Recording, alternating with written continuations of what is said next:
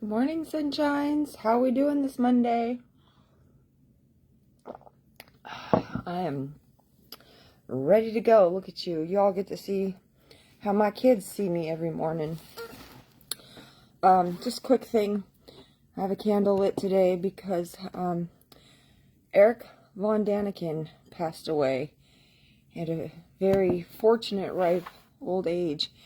But if you don't know who he is, I pay homage to him because his book, Chariot of the Gods, and all the Ancient Aliens show, I don't care how funny that sounds to you, all the shows and Eric Von Daniken himself really brought me back around to believing God.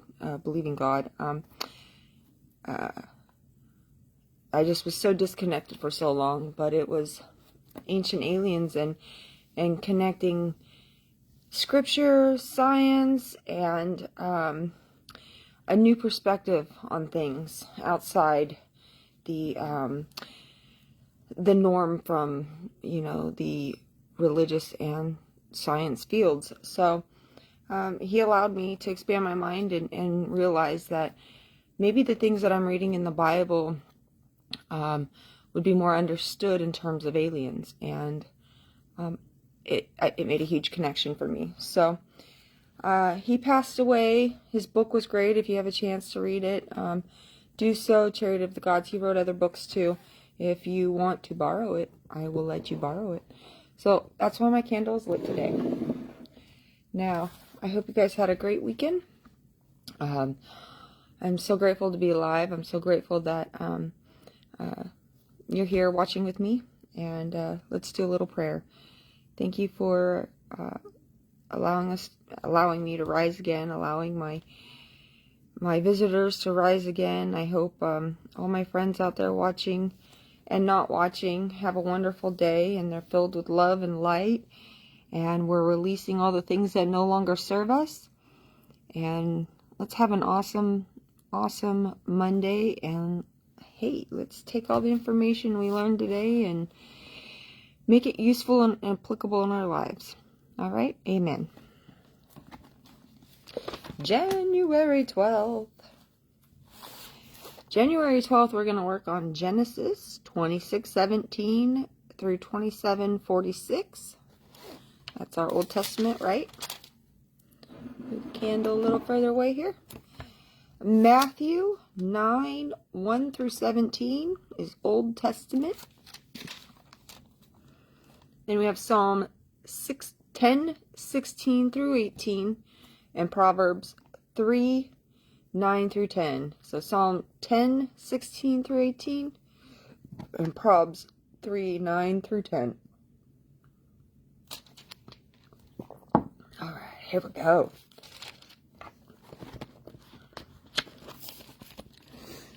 So Isaac moved away from there and encamped in the valley of Gerar and settled there. Isaac reopened the wells that had been dug in the time of his father Abraham, which the Philistines had stopped up after Abraham died, and he gave them the same names his father had given them. Isaac's servants dug in the valley and discovered a well of fresh water there. But the herdsmen of Gerar quarreled with Isaac's herdsmen and said, "The water is ours." So he named the well Isaac, because they disputed with him. Then they dug another well, but they quarreled over that one also. So he named it Sitnah. He moved on from there and dug another well, and no one quarreled over it. He named it Rehoboth, saying, "Now the Lord has given us room, and we will flourish in the land." From there he went up to Beersheba. That night the Lord appeared to him and said, "I am the God of your father Abraham. Do not be afraid, for I am with you. I will bless you and will increase the number of your descendants for the sake of my servant Abraham." Isaac built an altar there and called on the name of the Lord. There he pitched his tent, and there his servants dug a well. Meanwhile, Abimelech had come to him from Gerar with Ahuzzath, his personal advisor, and Phicol, the commander of his forces. Isaac asked them, "Why have you come to me, since you were hostile to me and sent me away?" They answered, We saw clearly that the Lord was with you. So we said, there ought to be a sworn agreement between us and you. Let us make a treaty with you that you will do us no harm, just as we did not molest you, but always treated you well and sent you away in peace. And now you are blessed by the Lord. Just a little quick side note here. This is again brought up. We saw clearly that the Lord was with you. My mom made a comment a couple days ago saying that she thought it was interesting that the demons that were this was yesterday, the demons that had consumed the pigs after they were in the two men. My mom said she thought that it was amazing that while these guys were consumed with the devil, they recognized that Abraham could see clearly that the Lord was with him, right? So maybe there's this, I don't know if it's a glow or an air of confidence, but people who have, I guess, pure faith, maybe solid faith, maybe there's a glow about them, right? They say angels glow. Maybe that's because that's what pure faith looks like. There ought to be a sworn agreement between us and you. Let us make a treaty with you that you will do us no harm, just as we did not molest you, but always treated you well and sent you away in peace. And now you are blessed by the Lord. Going back to that glow, so you know how like when pregnant women glow and it's like maybe you didn't even know they were pregnant, but they had that glow about them, or you found out they were pregnant and you're like, that's what that glow is about? Maybe that's the same thing for people who have pure faith in the Lord. I don't know. It's kind of pretty if that's what's happening here. Isaac then made a feast for them, and they ate and drank. Early the next morning, the men swore an oath to each other. Then Isaac sent them on their way, and they left him in peace. That day, Isaac's servants came and told him about the well they had dug. They said, "We found water."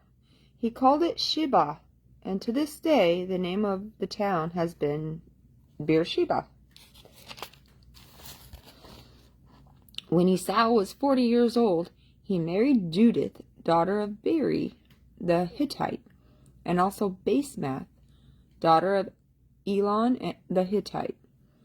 They were a source of grief to Isaac and Rebekah. When Isaac was old and his eyes were so weak that he could no longer see, he called for Esau, his older son, and said to him, "My son." "Here I am," he answered. Isaac said, "I am now an old man and don't know the day of my death.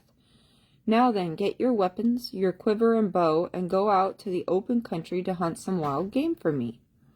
Prepare me the kind of tasty food I like and bring it to me to eat, so that I may give you my blessing before I die." Now Rebekah was listening to Isaac. Now Rebekah was listening as Isaac spoke to his son Esau. When Esau left for the open country to hunt game and bring it back, Rebekah said to her son Jacob, "Look, I overheard your father say to your brother Esau, 'Bring me some game and prepare me some tasty food to eat, so that I may give you my blessing in the presence of the Lord before I die.' Now, my son, listen carefully and do what I tell you.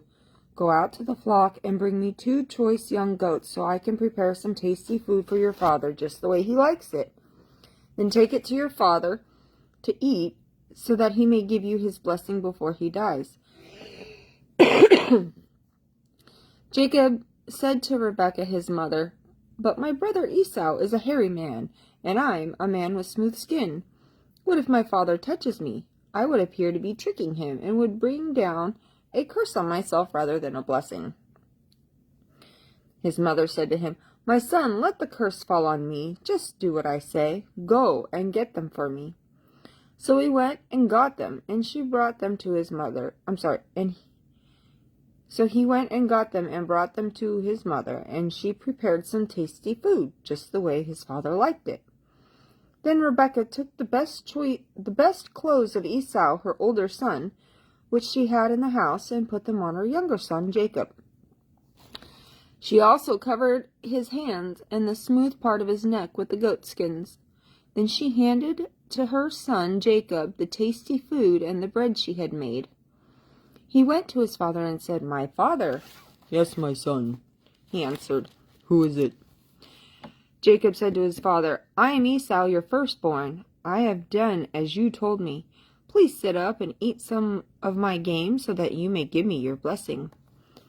Isaac asked his son. Isaac asked his son, "How did you find it so quickly, my son?" "The Lord your God gave me success," he replied.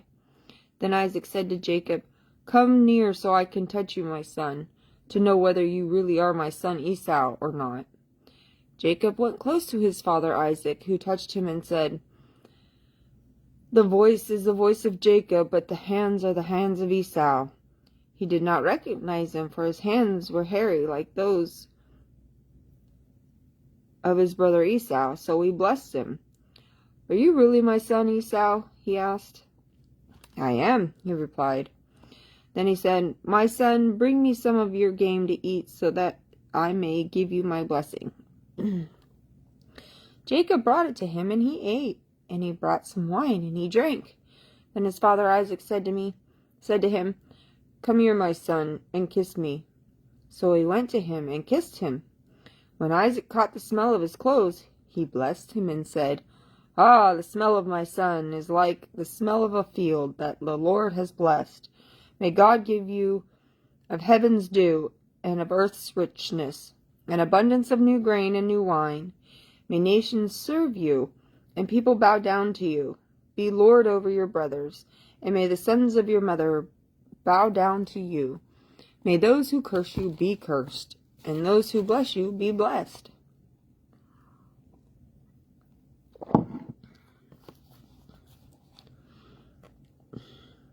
Rebekah's not doing right here. I think it's interesting how it says in the beginning of this passage that that Esau and Judith were a source of grief to Isaac and Rebekah, but so far Rebekah's kind of been the one setting the boys up for drama. I know she wants her favored son to be blessed, but here we go again with having favoritism with our children, and then all of a sudden we got problems. Okay. After Isaac finished blessing him, and Jacob had scarcely left his father's presence, his brother Esau came in from hunting. He too prepared some tasty food and brought it to his father. Then he said to him, "My father, sit up and eat some of my game so that you may give me your blessing." His father Isaac said to him, "Who are you?" "I am your son," he answered, "your firstborn Esau." Isaac trembled violently and said, "Who was it then that hunted game and brought it to me? I ate it just before you came, and I blessed him. And indeed he will be blessed." When Esau heard his father's words, he burst out with a loud and bitter cry and said to his father, "Bless me! Me too, my father." But he said, "Your brother came deceitfully and took your blessing." Esau said, "Isn't he rightly named Jacob? He has deceived me these 2 times. He took my birthright, and now he's taken my blessing?" Then he asked, "Haven't you reserved any blessing for me?" Isaac answered Esau, "I have made him lord over you, and have made all his relatives his servants, and I have sustained him with grain and new wine. So what can I possibly do for you, my son?" Esau said to his father, "Do you have only one blessing, my father? Bless me too, my father." Then Esau wept aloud. His father Isaac answered him, Your dwelling will be away from the earth's richness, away from the dew of heaven above. The dew of heaven above. There we go, talking about water again in the skies. Let me mark that down.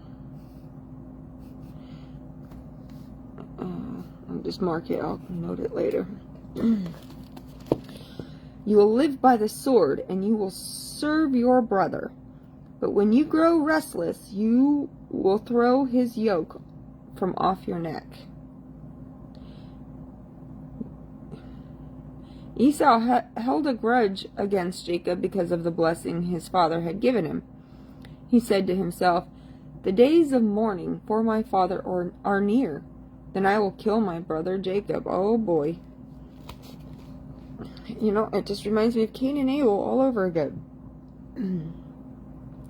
When Rebekah was told what her older son Esau had said, she sent for her younger son Jacob and said to him, Your brother Esau is consoling himself with the thought of killing you.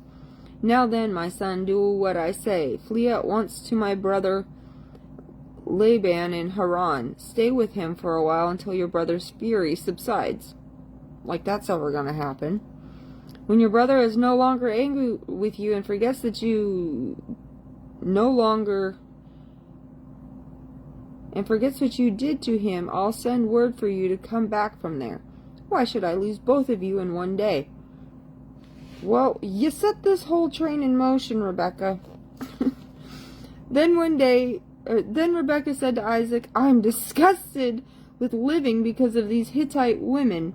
If Jacob takes a wife from among the women of this land, from Hittite women like these, my life will not be worth living. What the heck, man? You were saved from your people. I don't know, saved, but you were given a life of wealth and taken from your people to do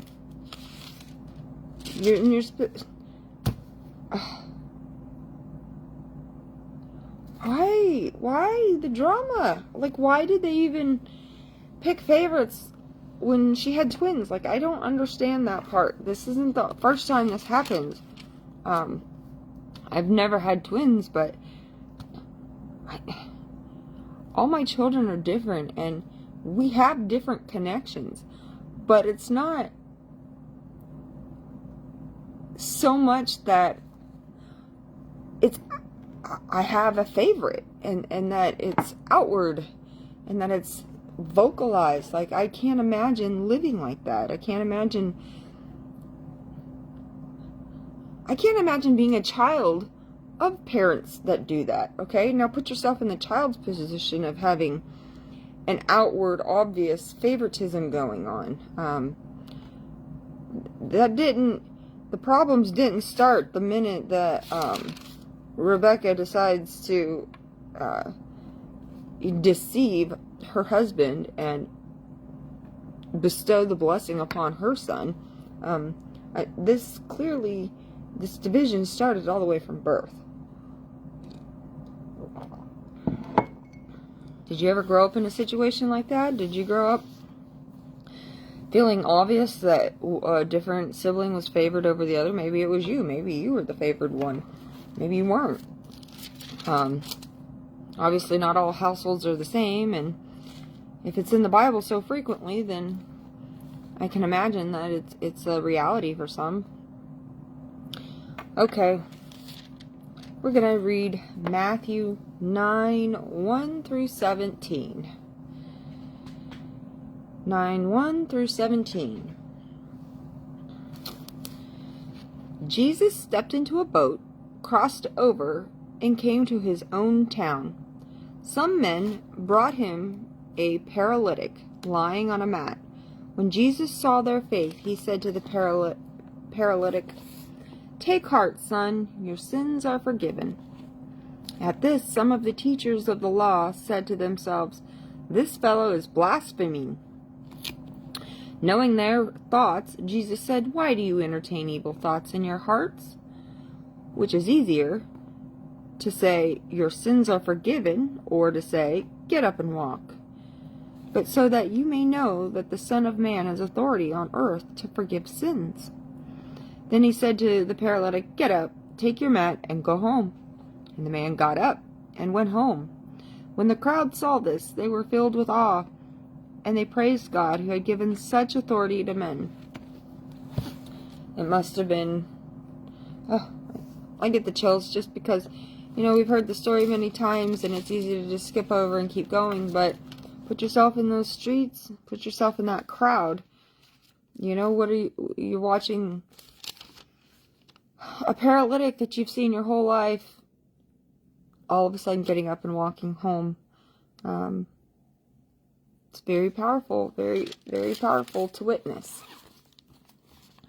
As Jesus went on from there, he saw a man named Matthew sitting at the tax collector's booth. "Follow me," he told him, and Matthew got up and followed him. While Jesus was having dinner at Matthew's house, many tax collectors and sinners came and ate with him and his disciples. When the Pharisees saw this, they asked the disciples, "Why does your teacher eat with tax collectors and sinners?" "Oh, hearing this," Jesus said, "it is not the healthy who need a doctor, but the sick. But go and learn what this means. I desire mercy, not sacrifice, for I have not come to call the righteous, but sinners."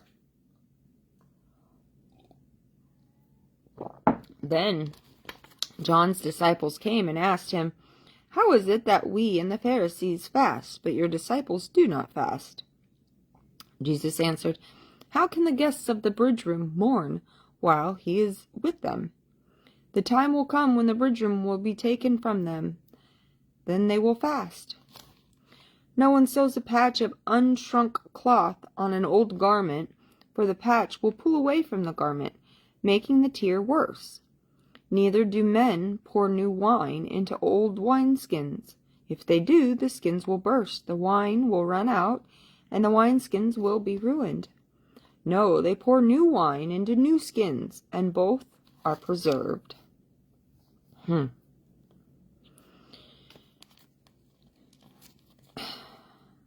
So, going back up here, Jesus said, "It is not the healthy who need a doctor, but the sick. I desire mercy, not sacrifice." How many times have you done things to, if you just answer this, "God, I will do this. I will give up that. I will stop this." It's not about that. I desire mercy. It means admitting your faults and giving it to God, giving it to, and not just faults, but struggles, your trials, right? I don't know. I'm not telling you that's how it is. I'm telling myself out loud is, I'm verbally considering what this means. So, please know I'm not a preacher. I'm not a pastor. I have no formal training, and I am just trying to learn the Bible. I'm trying to talk it out, and I'm interested in everybody else's opinion. I want to know what your experiences and your take on things are, because this is just a learning journey, and I want to get the most out of it I can, and I want you to as well. Let's move on to our Psalm 10:16 through 18. Psalm 10:16 through 18. The Lord is king forever and ever. The nations will perish from his land. The nations will perish from his land. You hear, O Lord, the desire of the afflicted. You encourage them, and you listen to their cry, defending the fatherless and the oppressed, in order that man, who is of the earth, may terrify no more. There's another psalm showing God's protection for his creation. We're going to do Proverbs 3:9 through 10. Flip on over to your Proverbs if you're not in my one-year Bible book. We're going to go 3:9 through 10. Honor the Lord with your wealth, with the first fruits of all your crops. Then your barns will be filled to overflowing, and your vats will brim over with new wine. Well, I think that's a good one to remember for our community garden, huh? Honor the Lord with your wealth, with the first fruits of all your crops. So what do you think that means? How can we honor the Lord with all of our fruits and crops? Well, not all of them, but the first one. Do we burn them? Would we harvest them and then we just have like a bonfire and we waste food? I mean, it seems like a waste because the people here on earth could eat it, but if it's a symbol of something to make the rest of our crops wonderful, I mean, okay, let's do it. But if I'm taking that too literal and a different way of honoring the Lord, maybe just having a big feast for everyone else, I don't know. But we got through our 12th day reading. Congratulations. It's been interesting. I'm still hung up on Rebekah and Isaac.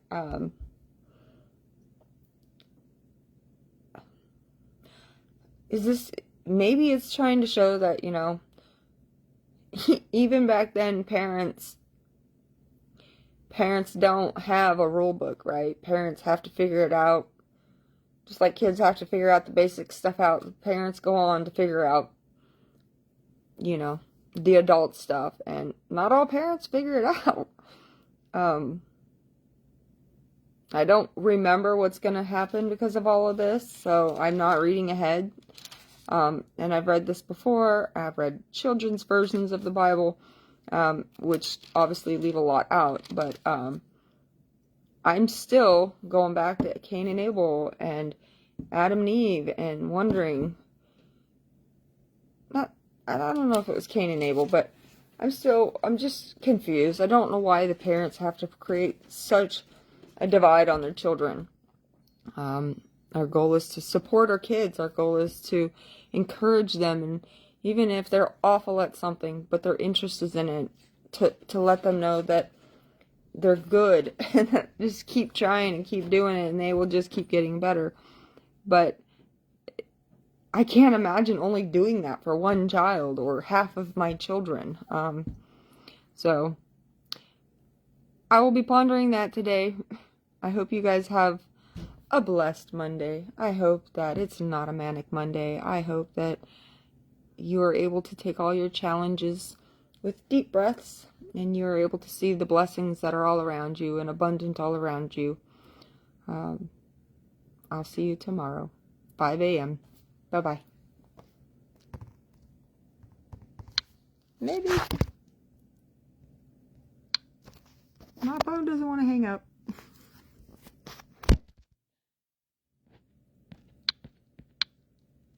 Get to hang out for a little while until I have something blocking my finish button. There it goes. Alright, I'm out for good.